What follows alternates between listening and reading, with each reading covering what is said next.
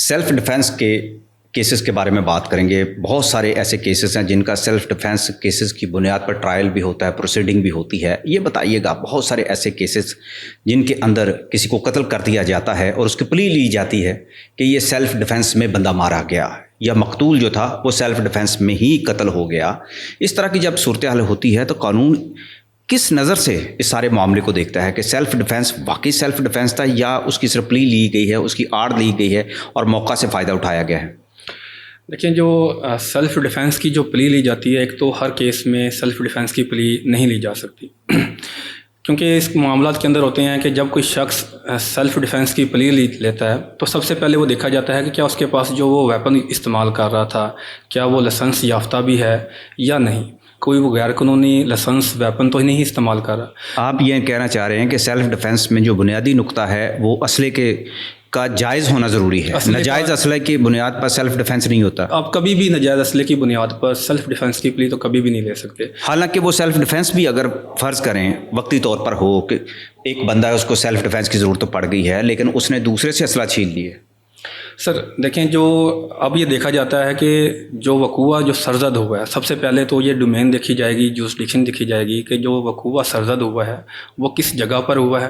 کیا وہ جس بندے نے وہ واقعہ سرزد کیا ہے جس سے کوئی قتل ہو چکا ہے, کیا وہ جورسڈکشن وہ اپنے گھر میں بیٹھا ہوا تھا, اپنے دفتر میں بیٹھا ہوا تھا یا اپنے کاروبار کی جگہ پہ بیٹھا ہوا تھا, وہاں پر لڑائی جھگڑا ہوا اور اس لڑائی جھگڑے کے دوران ہی کیا اس نے وہ اسلحے کو چھینا یا اپنے پاس موجود اسلحے کو اس نے استعمال کیا. کیونکہ قانون کی نظر میں جو لائسنس, جس ویپن کا لائسنس موجود ہی نہیں ہے, جو غیر قانونی اسلحہ ہے, اس کی تو سزا ہے. کوئی بھی شخص جو اسلحہ غیر قانونی ہے وہ اپنے پاس سب سے پہلے تو رکھ ہی نہیں سکتا. اب جو آپ کی بات ہے کہ اگر کوئی شخص کسی دوسرے شخص سے ویپن چھین لیتا ہے اور اس کو وہ سیلف ڈیفینس کی پلی لیتے ہوئے استعمال کرتا ہے تو اس کی قانون کی نظر میں اس کی جو تعریف ہے یا جو اس کا اسپیکٹ ہے وہ چینج ہو جاتا ہے. کیونکہ بہت سارے آپ کے اسلحہ یا کوئی بہت ساری چیزیں ایسی ہوتی ہیں جو اسلحہ نہیں ہوتی لیکن موقع کے اوپر آپ اپنے سیلف ڈیفینس میں کوئی چھری ہوتی ہے, نائف ہوتا ہے یا کوئی ڈنڈا وغیرہ آپ استعمال کر دیتے ہیں, تو اس طرح کی چیزیں تو آپ سیلف ڈیفینس میں موقع پر استعمال کر سکتے ہیں.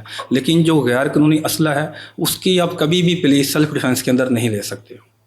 اچھا, جائے وقوع کا آپ نے بتایا کہ وہ بھی بڑا ضروری ہے. جائے وقوع بالکل ضروری ہے. دیکھیں, اگر کوئی شخص اپنے علاقے سے, اپنے گھر سے اٹھ کے کسی دوسری جگہ پر چلا جاتا ہے جہاں پر اس کا کوئی لڑائی جھگڑا یا اس کا کوئی تنازع ہوتا ہے اور اس شخص کے ساتھ وہاں پر وہ قتل کے معاملات میں چلے جاتے ہیں, وہاں پر وہ لڑائی جھگڑا شدت اختیار کر دیتا ہے اور ایسا معاملہ ہو جاتا ہے کہ قتل ہو جاتا ہے اس سے, تو یہ عدالت اس جو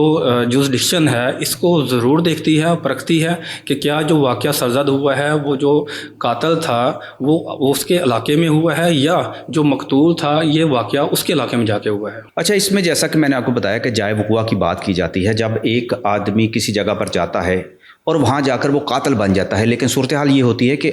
حقیقت میں اس پر حملہ ہوا ہوتا ہے, وہ اپنی جان بچانے کے لیے پھر یہ سیلف ڈیفینس میں جاتا ہے, بندے مر جاتے ہیں, تو اس پر کیا کہیں گے کہ کیس پھر کیسے چلے گا اس کا؟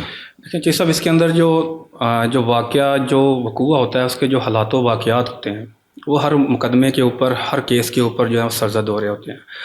کیس کے جو حالات و واقعات ہوتے ہیں وہی ثابت کرتے ہیں کہ کیا جو واقعہ جو کسی دوسری جگہ پر جا کے سرزد ہوا ہے کیا وہ سیلف ڈیفینس کے تناظر میں ہی ہوا ہے یا اس شخص نے ارادتاً کسی دوسرے شخص کو قتل کیا ہے. تو جو آپ کے حالات و واقعات ہوتے ہیں وہاں پر جو ثبوت ہوتے ہیں, آپ کے جو گواہ ہوتے ہیں, وہ پھر اس چیز کو عدالت میں, کورٹ آف لاء میں ثابت کر رہے ہوتے ہیں کہ یہ جو واقعہ کسی دوسری جگہ پر جا کے سرزد ہوا ہے یہ سیلف ڈیفینس کے تناظر میں ہی ہوا ہے. تو آپ اس کو سیلف ڈیفینس پہ کیسے لے کے جائیں گے اگر اس پہ 302 لگی ہوتی ہے؟ سر, جو سیلف ڈیفینس اس معاملے کے اندر یہ معاملہ یہ ہوتا ہے کہ یہ جو ہم ثابت کرتے ہیں یہ پھر ہم کورٹ میں ایویڈنس کی سٹیج پر کرتے ہیں کہ جو واقعہ جو سرزد ہوا ہے اس میں جو ہماری ایویڈنس آ جائے گی, جو ہماری جرہ آ جائے گی, جرہ کے اوپر ہم اس چیز کو اسٹیبلش کرتے ہیں کورٹ کے اندر کہ یہ جو واقعہ ہوا ہے یہ سیلف ڈیفینس کے تناظر میں ہی ہوا ہے. اور یہ ایک وکیل کی جو جرہ ہوتا ہے, جو اس کی جرہ کا ہنر ہوتا ہے, یہ اس کے ڈیپینڈ کر رہا ہوتا ہے کہ وکیل ہی عدالت میں اس چیز کو ثابت کر پاتا پاتا ہے کہ جو معاملہ ہے یہ سیلف ڈیفینس کے تناظر میں ہی وہاں پر تو پھر سزا کیا ہوتی ہے؟ ضمانت وغیرہ ہو جاتی ہے؟ دیکھیں جو ضمانت کے جو معاملات ہیں وہ سارا ایک سرکمسٹانشل ایک آپ کی سٹیجز ہوتی ہیں کیس کی، وہ سارے حالات و واقعات، ایویڈنس، فورانزک اور آپ کے گواہ، یہ ساری چیزیں مل کر ایک ضمانت کے کیس کو اسٹیبلش کرتی ہیں اور اس کو ثابت کر پاتی ہیں۔ کسی بھی چیز میں جو آپ کے آگے آپ کی جو سزا کے معاملات ہیں، جو آپ کے ٹرائل کے معاملات ہیں، اس میں کیونکہ جو 302 کی جو سزا ہے وہ ڈیتھ پنشمنٹ ہے۔ اگر آپ یہ چیز ثابت کر دیتے ہیں کہ آپ نے یہ چیز سیلف ڈیفینس میں کی ہے، اس کے علاوہ آپ کے پاس کوئی اختیار نہیں تھا، تو آپ کی جو ڈیتھ سینٹنس جو پنشمنٹ ہے 302 کی، وہ آپ کے اوپر پھر امپلیمنٹ نہیں ہوتی ہے۔ اچھا، وہ یعنی کہ سزائے موت نہیں ہوتی لیکن اس کو عمر قید ہو جاتی ہے؟ سر عمر قید میں وہ بندہ بے گناہ جو ہے وہ قرار نہیں دیا جاتا؟ اگر کوئی شخص یہ ثابت کر دیتا ہے عدالت میں کہ اس نے یہ جو واقعہ سرزد کیا تھا اس کے سیلف ڈیفینس میں کیا تھا اور اپنی جان بچانے کی غرض سے کیا تھا، اگر یہ چیز اسٹیبلش ہو جاتی ہے تو وہ شخص کیونکہ اس کے موقع کے اوپر اس کو اپنی جان بچانے کے لیے اس کے علاوہ کسی بھی چیز کی نہیں سوچ رہی ہوتی ہے، تو اگر کوئی شخص سیلف ڈیفینس میں کر دیتا ہے تو وہ کورٹ آف لا سے اس میں بری بھی ہو جاتا ہے۔ ضروری نہیں کہ وہ 10 سینٹنس میں چلا جائے یا 10 سینٹنس سے نکل کر وہ امپریزنٹ میں چلا جائے یا اس کی سزا کم ہو جائے۔ اگر یہ چیز اسٹیبلش کر دی جائے کہ کوئی جرم، کوئی بھی ایکٹ جو ہے آپ نے سیلف ڈیفینس میں کیا ہے، تو وہ آپ کے اس کیس سے بری ذمہ بھی ہو سکتے ہیں۔ بہت بہت شکریہ مطلوب صاحب۔